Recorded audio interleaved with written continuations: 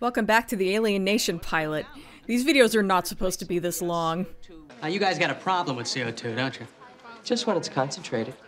It turns out that Tuggs's grandfather was a slave, so he was interested in learning about all that. So when the newcomers landed, that gave him a chance to get a closer look at it. But how does that tie into the abandoned plant in his notes?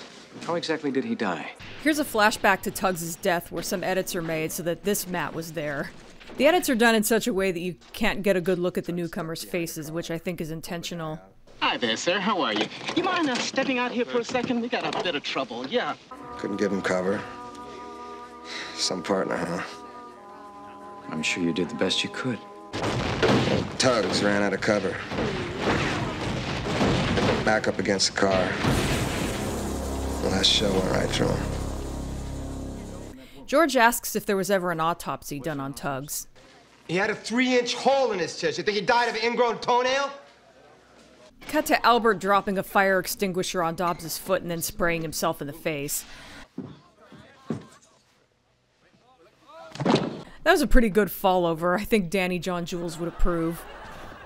I promise, Albert isn't always just going to be dumb comic relief on this show. He is going to get better. Sights. Also, the guy from the morgue shows up and confirms that it was newcomer skin that they found, except he doesn't say newcomer. Did you do an autopsy on Sergeant Tuggles? What? Did you do an autopsy on Sergeant Tuggles? George is so done with this guy's shit. Meanwhile, Susan is out for a jog when she runs into another newcomer lady. It's nice to see another head like mine. I didn't know anybody else lived around here but us. You live around here? Miranda, Who turns out to be a maid. I suppose you're going to tell me the bus was late again. Yes, ma'am. Never mind. Just get inside and get to work. Please tell me this lady's name is Karen. You get along, Missy. You're probably late for your job, too. Doesn't matter, she's definitely a Karen. Back to Matt and George, they find another body of a homeless person with somewhat different wounds. These aren't infectious sores like that bum had. They're acid burns. That's what killed her. Ever heard of formic acid, Woody? Formic, formicidae, Latin for ant. It's found in ants, yeah. And a few other insects as well. There's a witness who But it was like something out of a nightmare. basically describes a big anthropomorphic bug. Come on. It did not have 6 arms. Thank you. Now, It only had 4. Burns is eating all this up. Meanwhile, Buck and his friends are watching a Geraldo-like show where purists are speaking. Can we please stick to the subject we agreed upon? Don't you tell me what to stick to, you filthy slag! Just sit the hell back down there, boy! I'll talk more about this later. It involves a subplot that actually gets dropped after the pilot, so I'm kind of glossing over it for now. And once again, the 2 newest additions to the Warriors. Turns out there's a newcomer basketball player named Nicholas Nickleby. Everybody is happy about it. For the game. Bet those tails. But there's always got to be that one Debbie Downer. Wow. Back to Emily, her new friend, hell, I don't know if it's been mentioned or not, but her name is Jill, brings her a wig from the drama club. How do you put it on? Like this. What do you think? Well, Yeah, that doesn't look right.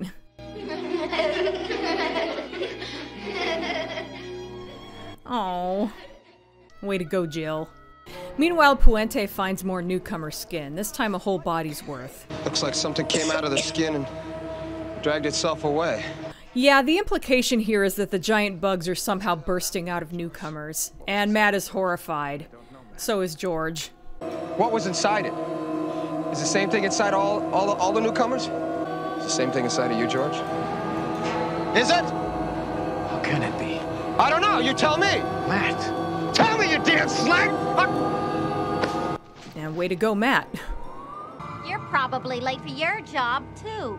Damn, Susan really is a good sculptor. She only spent about a minute with that woman. I call it Karen on the Rampage. Hi, honey. So she tells George that Emily had another bad day at school, and Buck has never even shown up at his school. George! Now Buck is gonna get a whooping. Listen to me, you little ingrate slag. I've been working my tail off to give you a better life, so you don't have to live like a slave. If I catch you ditching any more school, or running around with any of those smart-assed hoods, I'll have your head in a bucket. Damn, George. Hey, Mox. What? Buck thinks that George is taking out his own aggressions on him. I'm dumping on you because you're turning into a little screw-up slag who's ditching school. Because crap rolls downhill.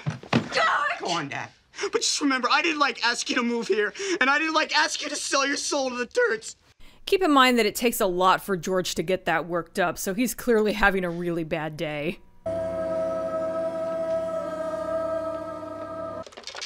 Hello? Meanwhile, Kathy gets a call from one of the newcomer surgeons who were examining the body of the homeless guy earlier. Sila Gilana. Oh, Kathy's real name is Gilana. That's kind of pretty. Sounds like she has a history with this guy. And then Matt shows up. What does this one mean? Please, Anson. Tugs heard it from some view. Said it frightened them? That's a word you're going to be hearing a lot on this show. My partner was working on this before he got killed. So Tugs wrote about how the newcomer slaves never fought back, and Kathy confirms it, though she isn't sure why they didn't. I can't imagine being that way now. I can't imagine being that way at all. What's more, none of them could remember anyone to revolt against. Is that right? Yes. Also, no one knew who was in charge of the slaves. Whoever was piloting the ship was never found, so it's thought that it was another newcomer who may have blended in with the rest. So about Klisansung. Sorry, I just love that word. Kathy tries to explain why it frightens her. It's strange. It's a very deep fear. It's like a child being frightened of the dark. Why? I don't know. I really don't. It's almost subconscious. Anne tries to translate it. Well, there are really two meanings. One would be like lord over or seeing over. Overseer? That's what they called the men who kept the slaves in line back in the 1800s. You said there were two meanings. What was the other? Demon. Nice phone burns. Yeah, hello. Anyway, someone who witnessed the bug creature gives him a call, and so he meets the guy. In there? Yeah, it was dragging something. Dragging what? I don't know. It might have been a body. Where they get attacked.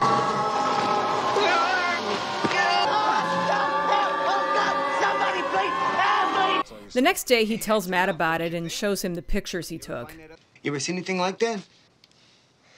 I haven't. There's clearly some tension between Matt and George now. I have an appointment this morning. I'll be back at the station shortly. Better watch out for him, man. We better watch out for all of them. So, of course, those pictures end up on the news, and Susan's new friend is watching when Susan shows up. Oh, hi. I wanted to bring you these. They're from the plant that you brought the other day. Oh, great.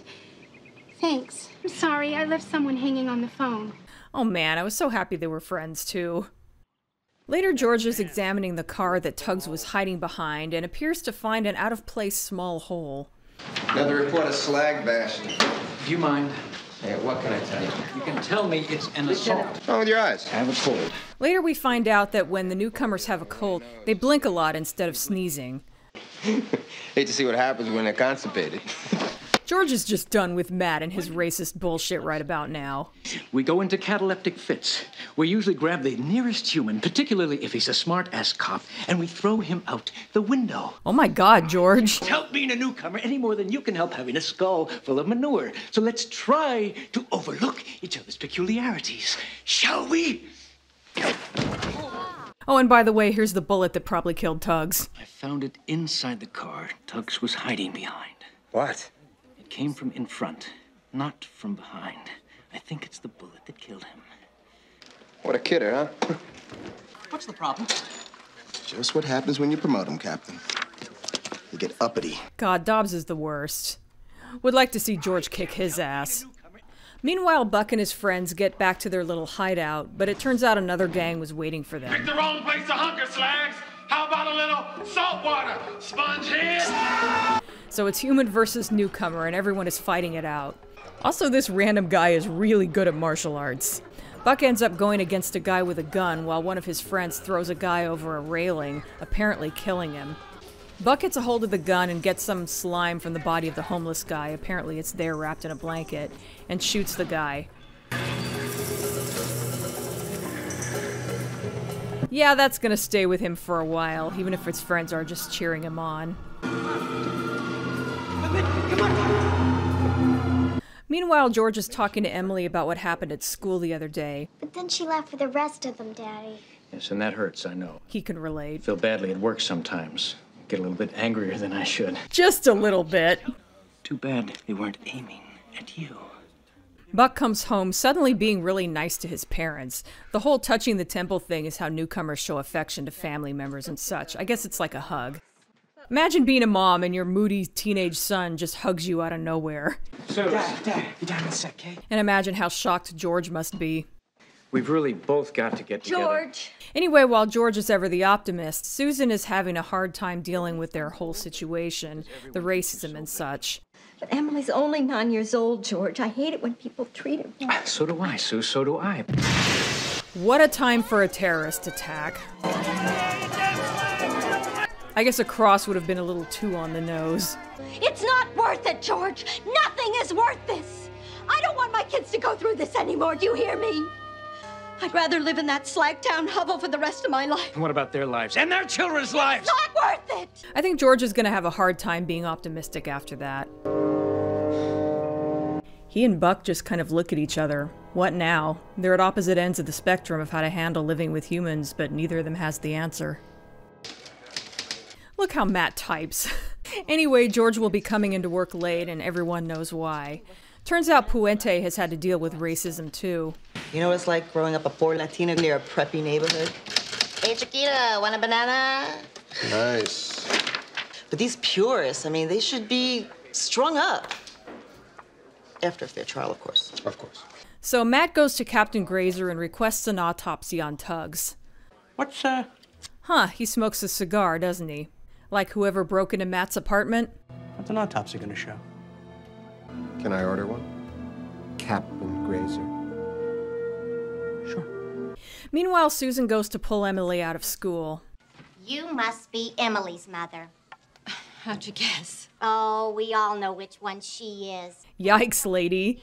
So Susan is going to have to wait a while to see the principal, so while she's in the restroom, she's approached by some faculty member who was seen during the protest once Emily was let in. I was just thinking when it used to be 3 kinds of restrooms. 3? Men, women, and colored. But things do change. They really do change if you want them to badly enough. She tells this wonderful story about Jane Pittman, who took a drink from the, quote, white folks fountain. But Lord, all hell broke loose when she did. One became mayor of Los Angeles. One became mayor of Atlanta. And one ran for president. Wanna be president someday. Boy, remember when we thought that when we got a black president that would mean racism was over? Take lots of courage to be like Miss Jane. At least they weren't afraid she'd turn into an insect. Oh, honey, I can show you people today who still think black people have rabbit blood and Jewish people have horns. I love this lady. You don't look like no cockroach to me. Take a drink. Damn it, this show's gonna make me cry again. Oh, that was a beautiful scene. Be strong, Susan, you can do it. Back to Kathy, the guy who called her earlier shows up at her apartment. It's truly a matter of life or death. Most probably death. Eventually, she leads Matt to the body of the homeless man. This group of newcomer surgeons were trying to keep undercover the fact that he had caught a disease that also infects newcomers, but apparently it spreads a lot more quickly in humans. We haven't seen it for decades, much like your smallpox. We're already working on a vaccine, but I needed your opinion on how to proceed. We gotta get somebody down here right away from the Center for Disease Control. But level with me. Matt asks if it turns them into insects. Oh, for Ann Darko's sake. Of course not. Matt, I understand your fear. We were bred to adapt and evolve quickly. But I just can't imagine how that insect creature could have come from one of us. God, Kathy is so nice. Matt really needs someone like her with infinite patience. Later, Emily gets a visit from Jill. She apologizes for the wig. You made me put on that wig just so they all could laugh at me. No, really. I thought it might make you feel better. I think the laughter happened because she wasn't expecting it to look as silly as it did. Yeah, it was a dumb idea. I can't be something I'm not. Of course, Jill's mom doesn't want her playing with Emily. Yeah, okay. But I want to. We could play at your house or in the park. She wouldn't have to know, if you want. Aw, I thoroughly enjoyed this wholesome subplot. Meanwhile, Matt and George are undercover as homeless people. Matt recaps what they've learned about Tugs. So Tugs is doing research on why you all were such submissive slaves. Here's about these overseers who may have been in charge of you. Gets an address of some plant owned by a slimeball underworld type. Yes, which smelled like the inside of our spacecraft. Right. Somebody kills him and makes him look like he died in action. So what we saw happening in the movie was a little more involved than it looked. There will be an autopsy later. It also turns out that Captain Grazer was the one who ordered to have the car scrapped. What? Formic acid. They find some of that acid, so they're on the right track. They see one of those big bugs. Hey, it kind of looks like it's got some kind of canisters on its back, huh? Anyway, George calls in for backup. Where did it go? Beats the hell out of me. They lose it for a while until...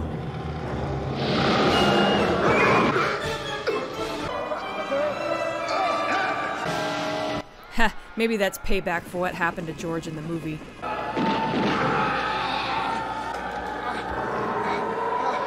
After struggling with it, Matt realizes he pulled a piece off of it, and he has an epiphany. Son of a bitch. Son of a bitch, Matt! Velcro! Velcro. It's a guy in a fucking disguise.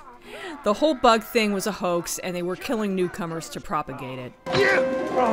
Stop fighting or die. The guy's friends show up, and this all gets wrapped up pretty cleanly. One of them is even the purest leader that we saw on TV earlier. You have won the right to remain silent. You choose to give up that right. Everything you say Anything you say can... Anything you... Thanks. Later, George has the autopsy report on Tugs. In addition to the major wound sustained through the back, there was another, much smaller entrance wound through the chest, piercing the heart and then exiting the back. So what's the point of that? Like the bigger bullets weren't going to kill him already? Made by the bullet you found. Full metal steel jacket, 308 cal. Well, anyway, the bullet came from a cop. Where are the damn witnesses when you need them? There actually was one witness, the guy Tugs pulled out of the car. Let's find him. The next morning, Susan tells George that she's decided to let Emily stay in the school. You're smiling, aren't you? Yes. Well, I might change my mind again tomorrow, so don't press me. Oh, I won't. When George leaves, we see that Susan has a sore on her arm that we've seen on various humans before this that I didn't show. And it's the same disease that the homeless man had. Again, I'll talk more about this at the end. Later, Albert presents Dobbs with the cup that he broke that he's glued back together. It's fine. And Dobbs is actually pretty pleased. Do you really think so? Yeah. Look it. He even puts coffee in it. Good as new?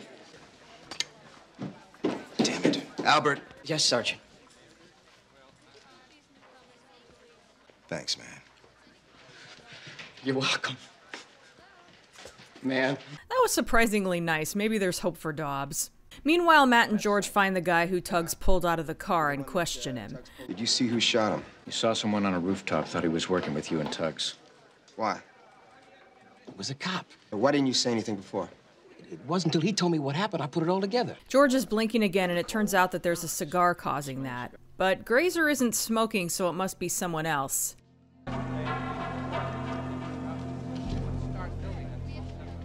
It's Puente.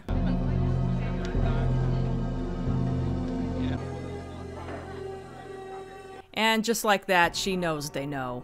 You have to understand something about me.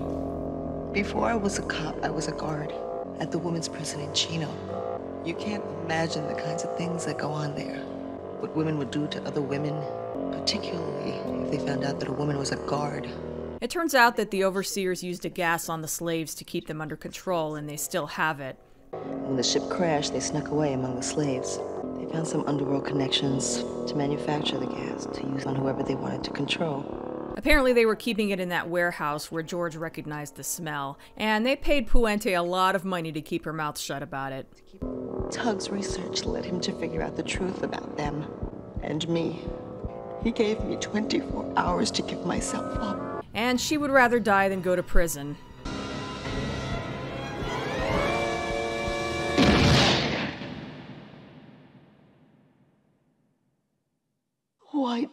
you let me die? Apparently the voiceover is from when they question her later. So we're wrapping up now. Buck is listening to a news report on the radio. The opinion polls have swung back the other way, showing about 54% of the population now willing to pass Proposition 16, giving newcomers the right to vote. Also, that kid that Buck shot is in critical condition. We come full circle with Tuggs's grave, only George is joining Matt this time. You could have used the word partner. What? At the station with that Katniss guy, you could have told him I was your partner. Matt apologizes for calling George a slag, and he apologizes for the manure line. Speaking of manure, where do you want to have lunch? Beats the hell out of me. Actually, there's this little place on the east side I've been meaning to try. It serves a really nice ring-tailed sloth. Yeah. It's good, George. And yes, it ends on a freeze frame of them laughing. So that's the Alien Nation TV pilot. It's funny, I brought out my DVDs and watched this a couple years ago and was a little disappointed because I thought I remembered the show being better, but I continued watching and loved what came next and thought, okay, just the pilot is a little rough. But this time around I really enjoyed the pilot. I wonder if it's because I watched it right after the movie, or maybe it's because my memory of the show is better now, so I'm less critical than I was then. The thing about the Alien Nation movie is that whenever Matt and George aren't on the screen, I'd kind of tune out because while I loved them, they were basically it. I loved those two characters and I loved hearing about what's unique about newcomers, but I didn't care too much about anything else in the movie. Kenneth Johnson basically agrees with me. He liked the first half of the movie, but calls the second half Miami Vice with coneheads. And with the TV series, not only does it allow for a lot more exploration of newcomer oddities, but you have this wonderful ensemble cast. There isn't anyone in this show I don't like, except for maybe Dobbs in the pilot, but I know he's gonna get better, though if I remember correctly, he gets phased out at some point. I joke about not liking Buck, but he's a teenager, so I can give him a little leeway. I'm just glad he's not my kid. So there were two plot threads in this pilot that just didn't make it past there. The major one, because it's the one that everybody familiar with the show talks about, was the disease. They set it up with the homeless man killing himself. I think his fear of newcomers comes from knowing he got it from them, though I think we're supposed to think it's connected to the giant killer bug thing. But no one finds out about the bug until later, so it's a bit of a red herring in that way. But yeah, throughout the pilot we see various people scratching at lesions on their skin. And of course the big revelation in the end is that Susan has it too. There was actually a companion book for this show, which I happen to have. There's a lot of stuff in it that doesn't appear to be anywhere on the internet, like interviews with Andrew Schneider, the supervising producer. The plan was to have this disease kind of echo the AIDS epidemic, and the idea was that, of course, Susan would be the major character who contracted it. Schneider says, "We were all kind of afraid that the AIDS story would take you down a path you've really kind of seen before, with someone with a disease really becoming a pariah, and then the sadness of potential loss in the family. We all felt that it was a downer and didn't really give us a lot of new stuff to explore. Obviously, if you have one of your main characters dying, there's not a lot of room for levity." So they just dropped that subplot and hoped we'd all forget. And in the case of Jill and Emily's friendship, that one just fell through the cracks. There were just too many other subjects they wanted to cover, so they just kind of pushed it aside. She doesn't disappear immediately, but she's only going to be in about 2 more episodes, so her absence won't feel as abrupt and pointless as the disease, and yet she ends up in the opening credits for some reason, so that's kind of awkward. Another thing that's a little bit wonky is that it's not very clear about whether the events in the movie are canon to the series. Obviously, Tuggs was shot and killed, and by the time the pilot happened, Matt and George were already working together. But there's the whole bit about George's original name being Sam and Matt deciding to call him George, but here everyone is calling him George, including his wife. I guess it's possible that George liked the name so much he decided to keep it and have everyone call him that. Also, both Matt and George healed very quickly. Matt's arm was broken and George's hand probably got half melted. Also, Matt doesn't exactly treat George as someone who saved his life. And of course, George's kids are different. So in the end, I guess they just decided to pick and choose what aspects they wanted to keep, sort of a soft reboot. Which isn't really that odd for a TV show that's based on a movie. Remember how everything in the Buffy movie went down during the senior prom, and then once the series starts up, Buffy is suddenly a junior? Speaking of odd, Matt and George are basically the odd couple. No points for guessing which is Oscar and which is Felix. It's just a really fun dynamic, no matter how many times you've seen it. Matt's speech may not have had a realistic outcome, but I still think it's a beautiful scene and it really makes me love Matt. And I love how he spells out the implication that they want to just throw away this highly intelligent young person who may end up doing a lot of great things for our whole world, but they'd rather hold her back because she looks different. Of course, then he comes home and is like, oh great, one is living next door to me. Regarding the bug thing, apparently the purists didn't have enough evidence for their fear of newcomers, so they tried to invent some, which is kind of funny, but on the other hand, it's awful to think of how many innocent newcomers were killed because of that. So I guess that's all I have to say about the Alien Nation pilot. These videos are so long, it's hard to imagine that I forgot anything. I just love this show. If these videos have piqued your interest, maybe see if you can find the show somewhere. Right now it's on Prime Video, and the price isn't bad for it being a whole series. You don't get a physical copy, but it's only about 2/3 of what it costs to buy the DVD. It also looks like all of the episodes are on YouTube, but the quality isn't great, so pick your poison. Next up is Fountain of Youth, and I'm sure it's going to be a lot shorter than these videos. There was just a lot to talk about, with this being the introduction of newcomers and all of these plot threads that were being set up. I should be settling into shorter videos after this. See you then.